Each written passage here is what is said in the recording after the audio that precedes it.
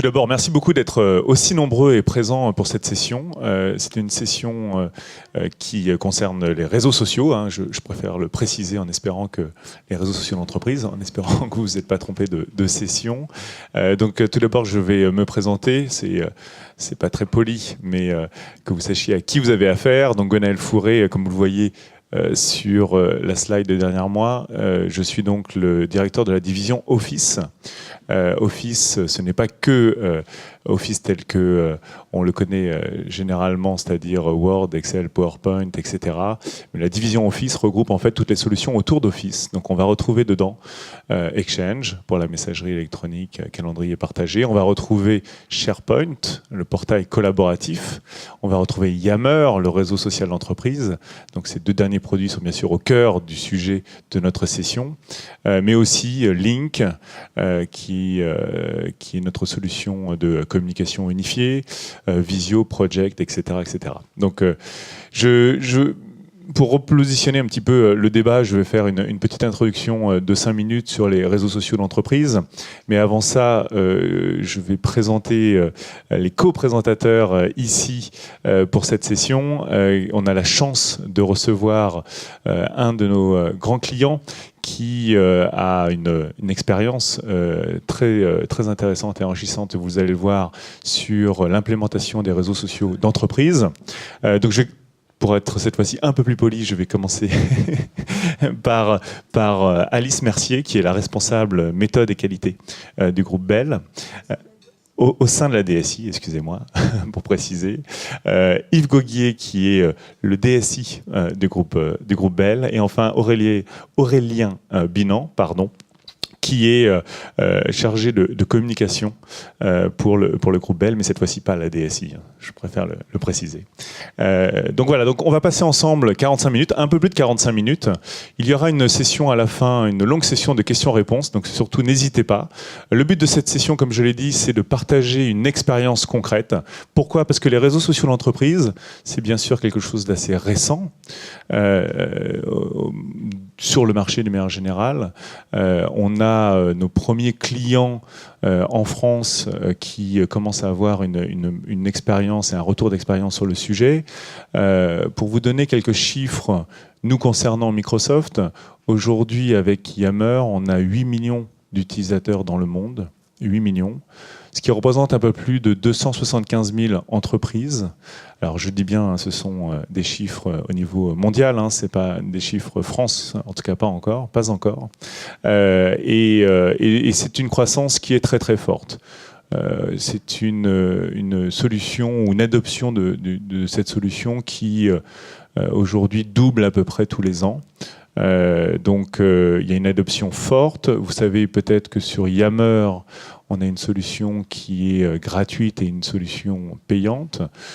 Donc beaucoup de nos clients commencent par la solution gratuite pour implémenter des pilotes, qui sont souvent d'ailleurs à l'origine des directions métiers, non pas des DSI, et qui après est implémenté et plus généralisé dans l'entreprise, notamment avec la DSI. Et c'est ce qu'on a souhaité ici illustrer dans ce cas concret du groupe Bell, c'est le positionnement de la DSI au sein de ces projets de réseaux sociaux d'entreprise.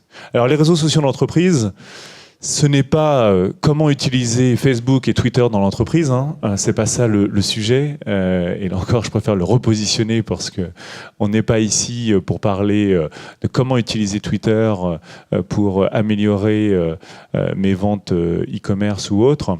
Non, là, on parle vraiment de comment utiliser les réseaux sociaux d'entreprise pour changer les modes de travail dans l'entreprise et faire en sorte que l'entreprise soit plus agile, plus flexible.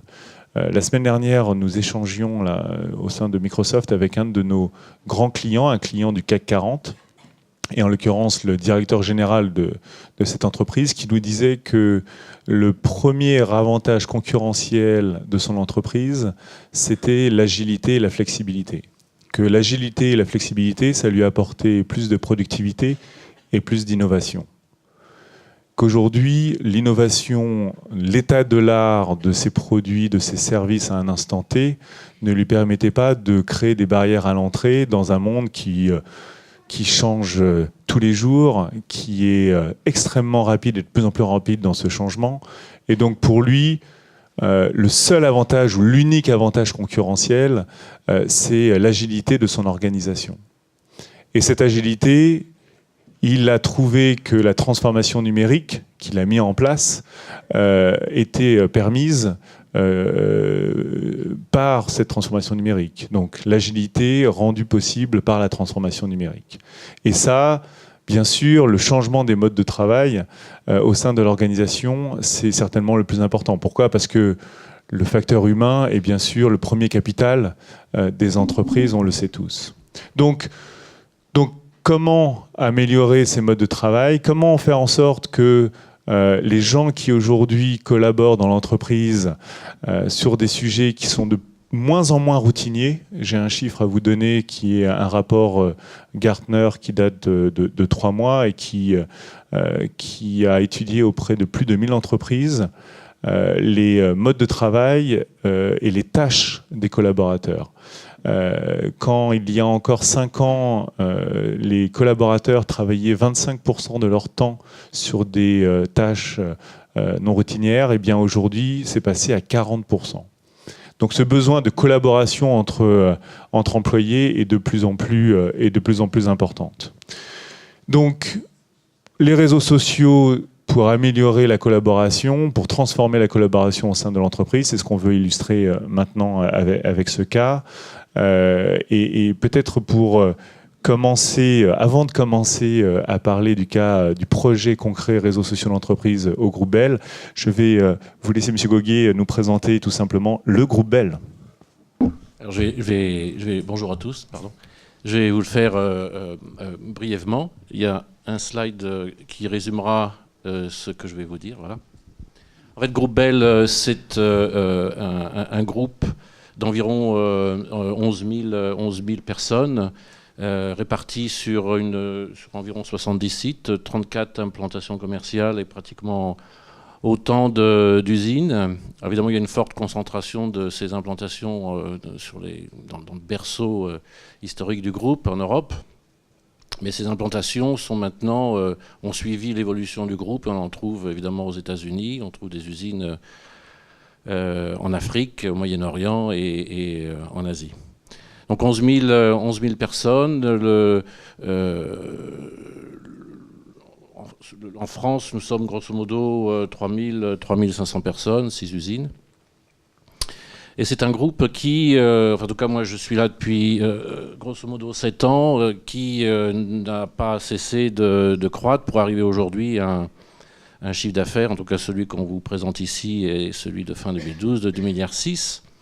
Et c'est un groupe qui s'enorgueillit d'être le numéro 3 des fromages de marque, que j'espère vous connaissez tous, de type la vache qui rit, Mini Babybel, l'Erdammer, Boursin, mais a dans son portefeuille environ une autre trentaine de marques qui ont été incluses au portefeuille du groupe au fur et à mesure de son développement. Alors, ce qui me frappe, pour avoir vécu ça de l'intérieur, c'est un groupe qui s'est développé autour de ces implantations internationales sur les années qui viennent de passer. Ces filiales, telles que je les ai connues au moment où je suis arrivé dans le groupe, étaient un petit peu des implantations plutôt autonomes. Et d'ailleurs, je le vois bien, si je prends l'exemple des systèmes, chacune de ces filiales avait son propre système. Donc c'était des entités qui vivaient un petit peu leur vie. Et ce que j'ai observé sur ces dernières années, c'est au contraire l'intégration de toutes ces filiales dans une organisation beaucoup plus ouverte, transverse et organisée autour des échanges donc d'individus. Il y a beaucoup de gens, de cadres qui se baladent, si vous me passez l'expression, d'une filiale à l'autre.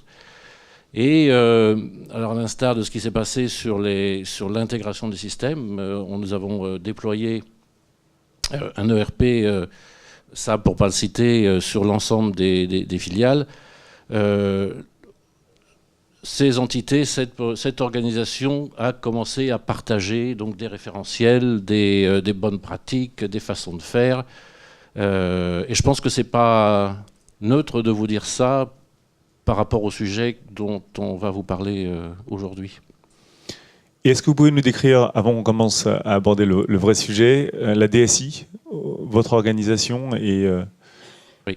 Alors, pour vous expliquer ça brièvement, la DSI, c'est une sorte de centre de services partagé pour le groupe Bell. Nous sommes une petite centaine, si je compte nos internes et la vingtaine environ de prestataires qui gravitent autour de nous en permanence. Nous sommes une organisation très, très centralisée. Tout se passe ici, à Paris. La définition des applicatifs, évidemment, la définition des standards, le déploiement de ces applications sur le groupe et évidemment leur support. Ce qui nous anime, en fait, c'est une chose, c'est la simplification du paysage système. On est parti il y a quelques années du plat de spaghetti, si vous voyez ce que je veux dire, c'est-à-dire un système très très hétérogène, avec des interfaces dans tous les sens, à un paysage plutôt très, très intégré autour d'un ERP qui couvre, pour schématiser, évidemment c'est pas précis, 90% de nos processus métiers. Et ce qui nous anime, notre philosophie, c'est la simplification, et le corollaire de ça, c'est travailler autour de standards. SAP en est un autre. Et nous avons refondu l'ensemble de notre plateforme, appelons ça bureautique pour faire simple, autour des outils Microsoft et surtout Office 365 que nous avons déployé sur l'ensemble des 4500 postes de travail dans le monde en 2012, je crois. Oui, parce qu'en fait, on voit sur la slide qu'il y a 10 600 collaborateurs, mais tous n'ont pas un poste de travail. C'est ça. Non, on a quand même pas mal de gens qui travaillent dans les shop floors de nos usines. Et j'aime bien parce que la lumière est arrivée au moment où vous avez parlé d'Office 365. C'était parfait, c'était pas fait exprès.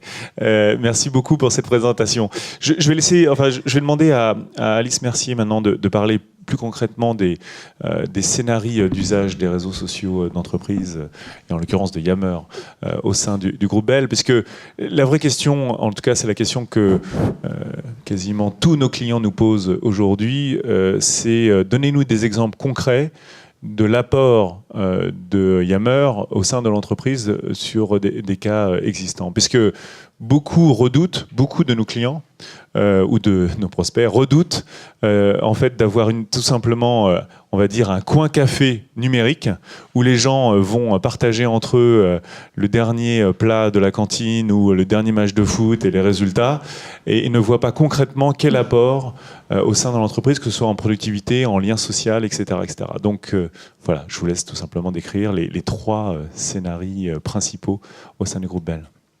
Bonjour à tous. Donc nous, effectivement, on a un site chez Bell qui a voulu servir de site pilote, qui est notre entité Bell France, donc la filiale française du groupe. Et donc ils ont souhaité utiliser Yammer, donc effectivement non pas pour parler du dernier plat qu'il y avait à la cantine, mais vraiment pour trois thématiques bien professionnelles et assez intéressantes. Le premier cas d'usage qu'ils ont voulu mettre en œuvre, c'est tout ce qui est lié à la théâtralisation de nos produits dans nos différents points de vente, que sont Carrefour, Leclerc et autres. L'idée derrière ça, c'était que nos vendeurs sur le terrain, quand ils vont faire une mise en avant de nos produits, Vache qui rit, Babybel ou autres, ils puissent prendre une photo de ce qu'ils ont fait et qu'ils la postent sur Yammer pour pouvoir la partager avec les autres vendeurs qui ont les mêmes problématiques sur d'autres sites. Et voilà, et que ça donne des idées aux autres vendeurs, que la hiérarchie également puisse visualiser ça, faire des retours en disant c'est bien, c'est chouette ce que vous avez fait. Sachant qu'aujourd'hui, hier, c'était quelque chose qui était fait par mail. Donc jusque-là, les vendeurs, ils prenaient les photos sur site, ils les envoyaient par mail, sachant que les photos, ça prend de la place, que le mail, fallait supprimer généralement 2 ou 3 photos avant d'arriver à l'envoyer, que les listes de diffusion n'étaient pas forcément à jour, que ça passait par un certain nombre d'intermédiaires. Donc avant que les photos soient partagées par tout le monde, il se passait généralement pas mal de temps. Et donc là, aujourd'hui, les vendeurs, directement sur site, peuvent prendre la photo avec leur smartphone et la poster directement sur Yammer. Et un vendeur qui est sur un autre site à l'autre bout de la France peut la consulter quasiment en temps réel. Voilà, donc ça c'était la première thématique qu'ils ont voulu mettre en œuvre. La deuxième, elle concerne tout ce qui est aspect innovation. Quand on sort des nouveaux produits, nos vendeurs donc, se retrouvent à devoir argumenter pour faire référencer nos nouveaux produits dans les différents points de vente. Et régulièrement, ils peuvent se retrouver confrontés à des questions auxquelles ils n'ont pas forcément les réponses pour apporter des arguments aux responsables d'enseigne ou autres pour demander le référencement de ces produits. Je vous donne un exemple concret. Là, on a sorti, c'est le Kiri chèvre, si je ne dis pas de bêtises. Et une des questions que les vendeurs se posent concrètement sur le terrain, c'est pourquoi l'emballage il est bleu et pourquoi est-ce qu'on n'a pas mis une autre couleur qui permettrait de remarquer que ce n'est pas effectivement la même saveur que l'autre. Et jusque-là, les vendeurs, quand ils se posaient ce genre de questions, il fallait que ça passe par mail, que ça passe par la hiérarchie, que ça soit envoyé au chef de produit, au marketing et compagnie. Et là, la volonté qu'il y a eu, c'est de mettre en place un groupe dans Yammer où les chefs de secteur, donc les vendeurs sur le terrain, peuvent poser directement ces questions-là et être mis en relation avec les personnes du marketing qui vont apporter directement les réponses à ces questions-là. Donc avec des délais qui sont énormément raccourcis. Accessoirement, c'est un vendeur qui verra que la question elle a déjà été posée, qu'on a apporté la réponse, il ne la reposera pas, donc ça fera gagner du temps à tout le monde aussi derrière. Donc voilà, ça c'était la deuxième thématique qui a été mise en œuvre. La troisième et dernière thématique, elle concerne tout ce qui est outils force de vente. Donc aujourd'hui, on a nos vendeurs sur le terrain qui sont équipés d'un certain nombre d'outils comme Salesforce, je pense que certains d'entre vous connaissent déjà. Il y a eu une volonté de mettre en place une sorte de communauté d'échange autour des problématiques que les vendeurs pouvaient rencontrer en utilisant ces produits ou des bonnes pratiques aussi qui peuvent être mises en œuvre. Et donc voilà, l'idée c'était de mettre un peu les différents vendeurs, c'est une communauté d'environ 70-80 personnes aujourd'hui disséminées un peu partout en France. Là ils ont un outil pour échanger, pour se poser ces questions-là et puis pour y répondre entre eux. Donc voilà, j'espère que ça vous donne un petit peu des images concrètes de ce qu'on peut faire avec Yammer. Le dernier point que je voulais préciser, c'est que c'est un outil, il y a eu la volonté de ne pas l'imposer. Le management n'a pas voulu dire hier c'était par mail, aujourd'hui c'est imposé, c'est par Yammer. Voilà, l'idée derrière c'est de mettre en place quelque chose d'incitatif. Et ça a l'air de prendre là pour l'instant. Oui, d'ailleurs, on va le voir après dans le projet et comment s'est déroulé le projet. Juste pour étayer vos propos, je vais illustrer par deux autres exemples, donc qui ne sont pas Groupe Bell, mais qui sont deux autres clients, sur l'engagement des collaborateurs au sein de l'entreprise. Et ça, c'est une problématique que l'on retrouve souvent quand on discute avec les responsables des ressources humaines. Et je vais donner deux exemples. Le premier concerne Air France. Donc c'est un cas d'ailleurs qui est présenté dans une autre session. Chez Air France, Yammer vient d'être implémenté au sein de la communauté des pilotes de ligne. Et cette communauté en fait, de collaborateurs au sein de Air France avait tout simplement une problématique de très faible lien avec l'entreprise. Pourquoi ? Tout simplement parce qu'un pilote qui arrive le matin ou le soir, peu importe, mais arrive à l'aéroport pour faire son vol, eh bien, il va directement dans une salle de briefing dans laquelle il a tous ses documents de vol. Après, il rentre dans l'avion. Il a bien sûr un lien avec l'équipe de vol, mais donc c'est quand même très limité par rapport au reste de l'entreprise. Il fait son vol, il va dans l'hôtel, il reprend le vol retour, il rentre chez lui et c'est fini. Et donc le lien avec l'entreprise est très faible. Et ce qui fait que, à la fois, l'appartenance à l'entreprise était une problématique pour les pilotes chez Air France. Et puis il y a aussi tout simplement un problème de collaboration sur les documents techniques. C'est bien sûr une profession où il faut beaucoup étudier les documents constructeurs, etc. Et donc ils avaient un problème d'échange entre pilotes parce qu'ils avaient très peu de liens avec le reste des pilotes. Et donc ils ont implémenté Yammer. Ils ont implémenté Yammer sur l'ensemble des pilotes. Qu'ils peuvent retrouver sur leur PC, sur leur tablette, sur leur smartphone.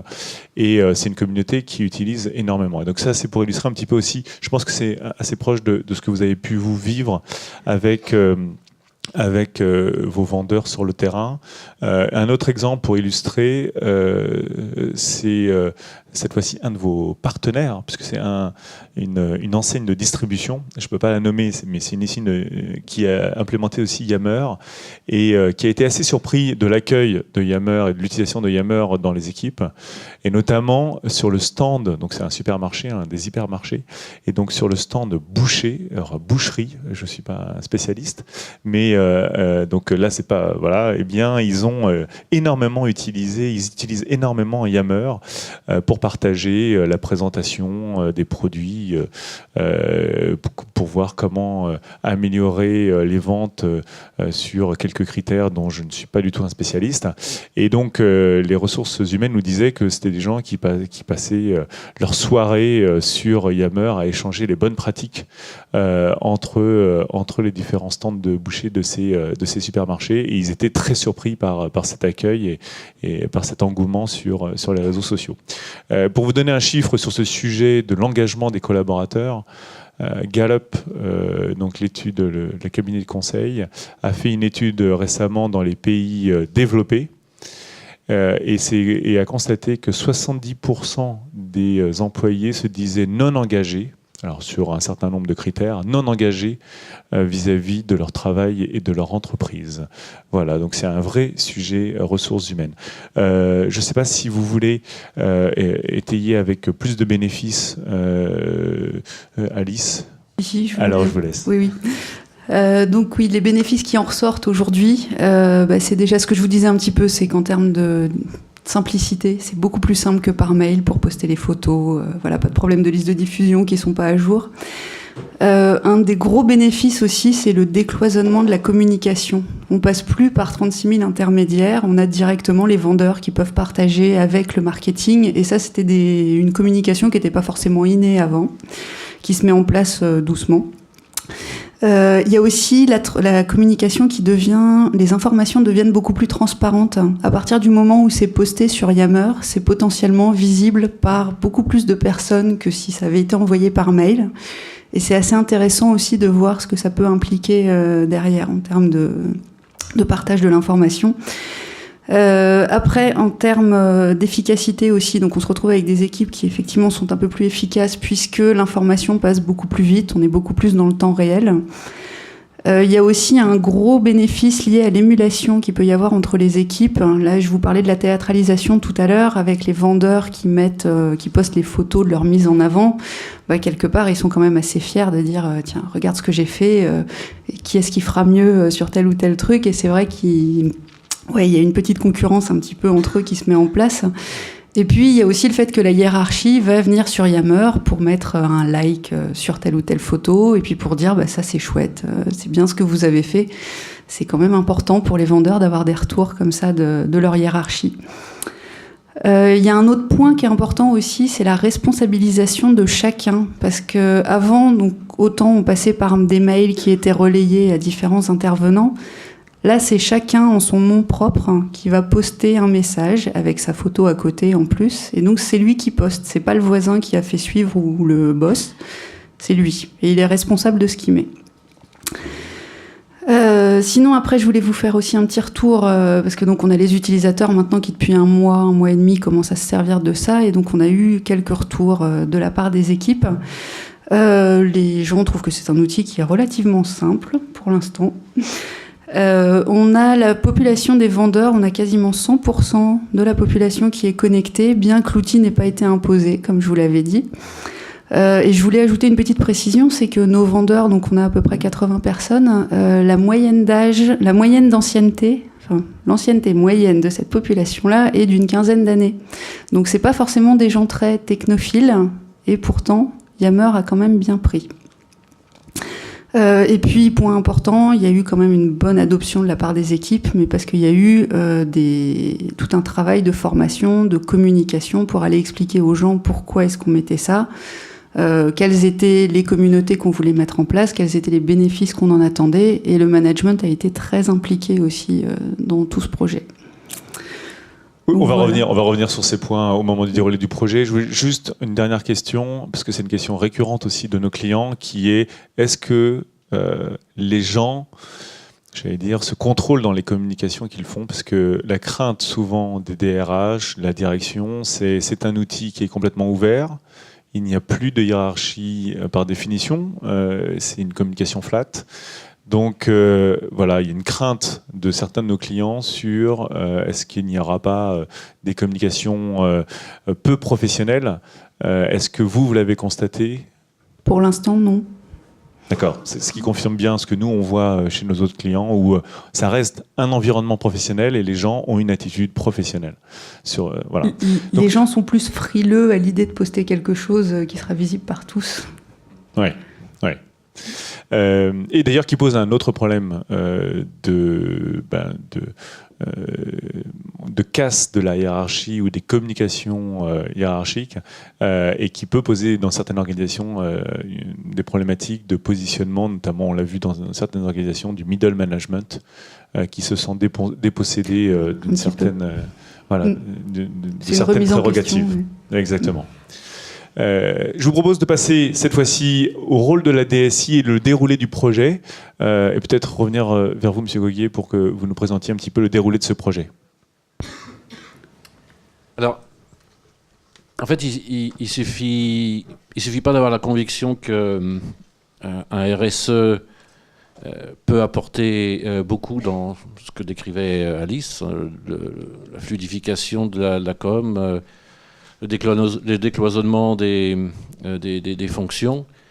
Encore faut-il faire admettre que ces bénéfices seront tangibles et que un outil comme Yammer ne viendra pas en fait en plus d'une panoplie d'outils existants. Et il y en a évidemment un certain nombre pour assurer la communication dans ce que nous utilisons dans le cadre d'Office. Et donc on a voulu expliquer ce que pouvait faire Yammer au sein du groupe et adresser une partie du management.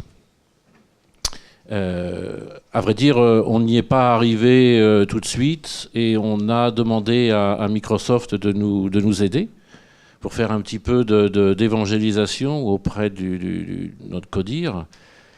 Ça a permis en fait de mieux comprendre ce qu'apportait l'outil au travers de l'organisation de Microsoft qui en fait l'usage au quotidien et qui supportent leur organisation.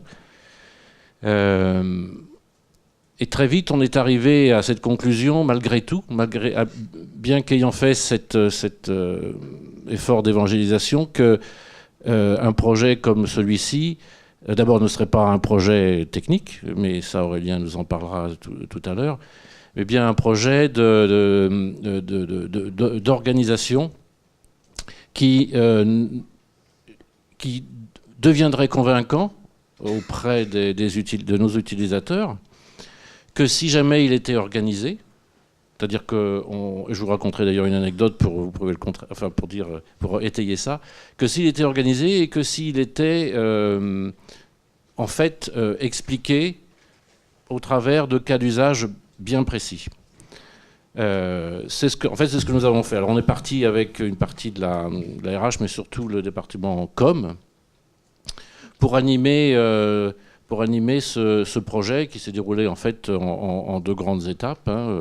La mobilisation des ressources de la filiale française autour d'une réflexion. Yammer, pourquoi faire ? Et on est très vite arrivé aux 3-4 cas d'usage dont Alice a parlé. Et la deuxième partie qui a été en fait le déploiement appuyé vers la force de vente et lors du congrès de la filiale, pas que force de vente d'ailleurs, parce que c'était l'ensemble de la filiale qui était concernée, appuyé par des supports de formation, des fiches pratiques qu'Alice d'ailleurs a en grande partie rédigées. Et donc ça a été assez efficace. Je ne vais pas revenir sur la présentation d'Alice. Par contre, moi, je vais juste vous donner une anecdote pour savoir un petit peu de quoi je parlais quand Yammer est sorti au moment auquel on a eu accès à Yammer.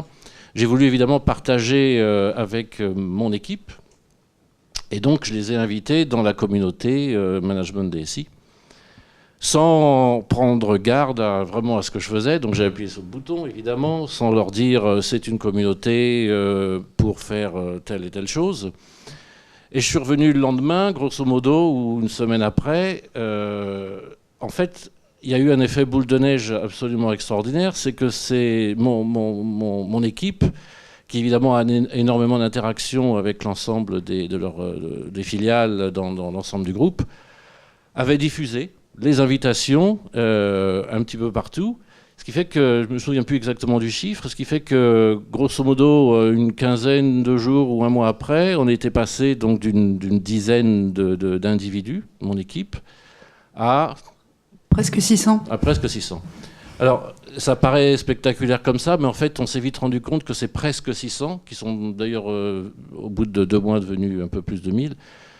En fait, il n'y avait pas beaucoup d'activités. Les gens ont trouvé ça sympathique, ça ressemblait à ce qu'ils voyaient chez eux, Facebook ou je ne sais quoi.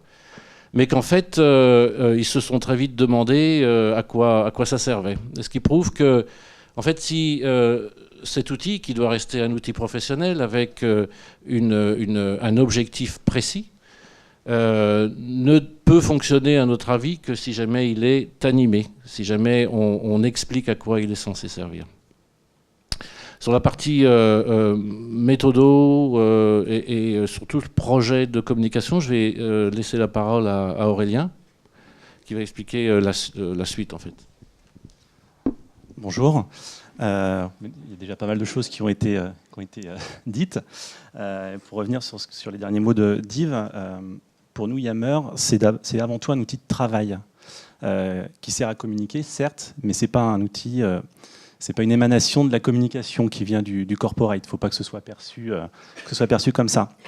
C'est un outil qui est fait pour les collaborateurs. C'est une nouvelle façon de travailler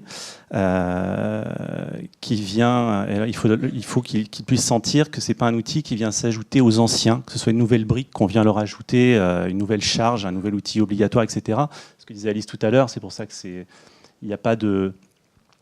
On ne demande pas aux gens d'y aller forcément. Il faut qu'ils aient envie d'y venir et de comprendre pourquoi ils y viennent, l'intérêt qu'ils peuvent avoir à y venir et à remplacer cet outil au détriment d'autres, ou en tout cas utiliser d'autres outils différemment parce qu'ils ont Yammer maintenant. C'est vrai que ça leur permet de communiquer au sens vraiment partager, s'engager, innover, créer du lien. On s'en rend compte dans les exemples mentionnés par Alice. La difficulté, effectivement, ce que disait Yves suite à l'effet boule de neige, c'est que beaucoup de gens se sont inscrits. Effectivement, j'ai pu constater aussi, on avait l'impression que c'était assez confidentiel au départ et qu'au bout de 2 semaines, on était devenu une grande famille, famille nombreuse. C'est qu'on ouvre la parole à tous les collaborateurs connectés qui le souhaitent. On rentre dans un décloisonnement des silos hiérarchiques, ce qui n'est pas évident, surtout en France, je crois. Avec une transversalité des informations partagées. Voilà, le collaborateur, lui, se sent totalement déprotégé de ce fait. Il a besoin d'être accompagné et rassuré, que ce soit sur la confidentialité de ce qu'il peut mettre, etc. Il y a un côté sur les réseaux sociaux où on a toujours l'impression d'être... voilà, c'est un peu l'œil de Moscou, etc. C'est pas le cas, c'est un outil de travail, justement, qui n'est plus top-down, puisque c'est pas le management qui poste l'information, etc. C'est vraiment, on passe en mode bottom-up, et tout le monde peut collaborer.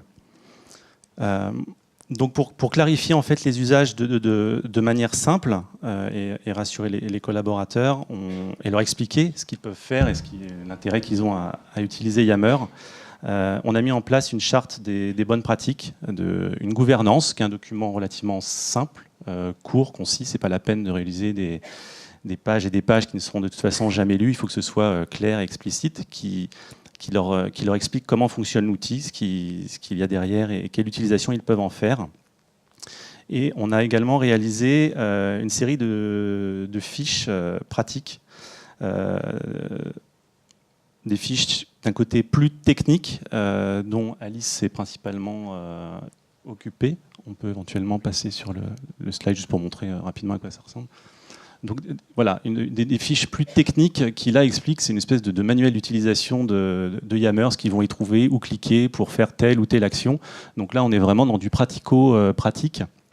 Donc je ne sais pas, tu as réalisé 6 ou 7 fiches en français et anglais. On a une population qui est très mixte de par le monde, donc principalement la communication se fait en anglais, mais on a quand même beaucoup de gens en France, donc voilà, on travaille sur les deux langues. Donc là, on est vraiment sur du pratico-pratique et des fiches plus orientées contenu, sens, contenu éditorial, qui présentent selon le type d'action en quoi Yammer leur apporte quelque chose. Voilà comment vous travaillez avant, par exemple avec l'email. Voilà comment vous pouvez travailler maintenant avec Yammer, que ce soit pour partager de l'information, animer une communauté, etc. Comme le disait Alice tout à l'heure, animer des communautés via mail, c'est pas quelque chose de simple, avec les listes de diffusion, etc. Ceux qui répondent à tous, voilà, des gens qui veulent plus forcément être dans la boucle, c'est plutôt envahissant parfois. Sur Yammer, au moins on a un suivi des discussions, on peut les consulter si on le souhaite, aller chercher l'information quand on le souhaite. Il y a des systèmes de hashtags également qui permettent de définir des mots-clés et de retrouver tout type d'informations quand on le souhaite. Je sais que pour Belle France, toute une série de hashtags a été définie en amont et communiquée aux vendeurs pour qu'ils puissent s'y retrouver, parce que les hashtags, pour ceux qui utilisent un peu Twitter, on peut y retrouver tout et n'importe quoi. Donc pour cette communauté pilote, je sais qu'il y a toute une série qui décrit les enseignes, les types de... Les marques aussi. Les marques, les types de PLV, etc. Donc ça, ensuite libre à chaque communauté de créer ses propres acronymes ou hashtags pour pouvoir s'y retrouver dans l'outil de manière très simple. Ces fiches... Pour information, elles ont été diffusées à Belle France, qui était pilote sur le sujet.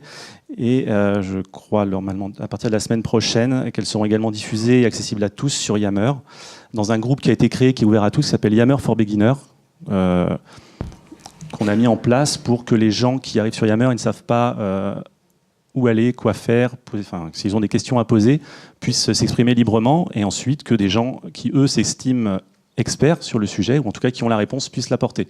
C'est pas forcément une personne de la DSI ou de la communication qui va donner sa réponse, mais tout simplement quelqu'un qui a déjà utilisé l'outil, qui connaît la bonne pratique à mettre en place, donc il est tout à fait libre de répondre. Et voilà, donc vraiment un décloisonnement total. Et les collaborateurs, de toute façon, ce qu'on disait, se responsabilisent eux-mêmes sur ce qui va être le type de réponse, le type de question, le type de poste qui peuvent être mis en place. Parce qu'on est dans le travail. Je sais que chez Bell, il y a quelques années, pour parler d'autre chose, quand on avait refondu notre intranet, c'était l'époque, l'explosion du web 2.0, etc. On s'était posé la question d'un intranet assez ouvert. Et on avait eu une levée de bouclier sur oui, mais si on ouvre, c'est la porte ouverte tout le monde va s'exprimer, il faut qu'on puisse contrôler, il faut des modérateurs, etc. Et en fait, en entreprise, sur un outil de travail, les gens se modèrent d'eux-mêmes. C'est pour ça aussi qu'on n'a pas hésité à franchir le pas vers cet outil cette année, fin d'année dernière, cette année. Merci beaucoup. Et en effet, c'est un lieu commun qu'on retrouve, ce que je disais, chez tous nos clients, est-ce que c'est le café du commerce numérique. Donc je voudrais adresser un deuxième lieu commun, qui est les réseaux sociaux, c'est bien, mais c'est uniquement pour ma population de moins de 30 ans, et les autres n'iront jamais. Donc j'aimerais bien qu'on adresse ce sujet avec vous, et je vais vous donner juste une illustration.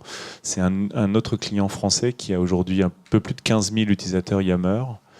Et c'est une société qui a deux populations, pour résumer, qui utilisent aujourd'hui Yammer. Une population de chefs de produits marketing d'un profil plutôt moins de 30 ans ou moins de 35 ans, et plutôt féru de nouvelles technologies. Donc en effet, cette population, on peut s'attendre à ce qu'elle utilise bien Yammer, mais il s'avère qu'il y a une deuxième population qui l'utilise encore davantage en fréquence, qui est une population de production dans les usines. Et pourquoi ? Tout simplement parce que cette population a trouvé dans Yammer, dans les réseaux sociaux, beaucoup plus de moyens de collaboration que ce qu'ils avaient avant, en interne et en externe. Parce qu'avec Yammer, vous pouvez très facilement inviter des gens externes, donc des sous-traitants, des clients, des partenaires, etc.